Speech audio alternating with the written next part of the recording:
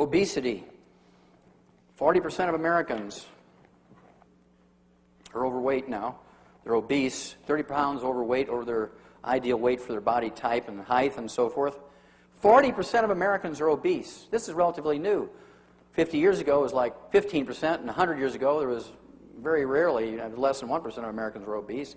And it turns out it's caused by a simple, single problem. I can walk on a horse farm, and I can tell you in 30 seconds if the horses on that farm are getting all the minerals they need. This is a little working wagon in an Amish farm in Lancaster County, Pennsylvania. And I walked on that place, and I knew immediately that the horses weren't getting all the minerals they needed because the horses were eating, nibbling all along this buckboard rail, and then they just ate this one particular place. Why did they eat that one particular place? Because that's where the farmer put his hand when he jumped out of the wagon every time. His hot, sweaty hand full of what? Salt. Okay? Now, my daddy had a 4th grade education, and he knew every time he'd see our cattle chewing on the fence and eating dirt and chewing on the feed box instead of eating the feed, they were minerally deficient. He'd give them minerals and it'd go away. And we usually learned painfully when we were a kid that it's not socially acceptable to chew on the furniture and eat dirt. Bam! Don't do that anymore. That chair costs a lot of money. Ooh, okay. If you're that hungry, go into the kitchen and have a piece of pie and ice cream, or eat a Twinkie, or have a RC and a moon pie. And so people began to recognize these cravings, which we call pica and cribbing in animals and munchies in people. The munchies in people are pica and cribbing in animals. Pica and cribbing in animals are the munchies in people. And so we've been taught that these cravings and the munchies are due to a Twinkie deficiency. Now, if we were taught as kids that this is caused by a mineral deficiency, we'd all take minerals that have 0 calories in them.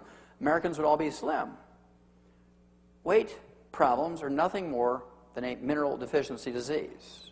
Now, nobody knows more about weight gain, weight loss than veterinarians. Why is that?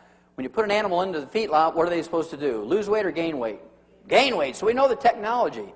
And snack food companies know this. They spend a lot of money on research learning the technology of weight gain.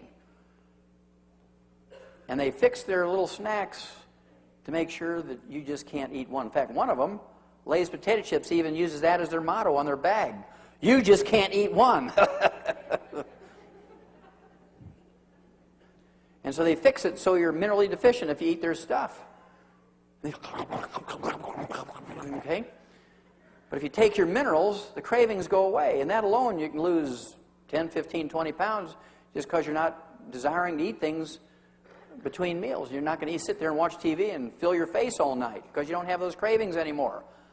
It's not a problem with your self-respect. It's not a problem. You don't have a deficiency of hypnosis. You don't have a deficiency of acupuncture.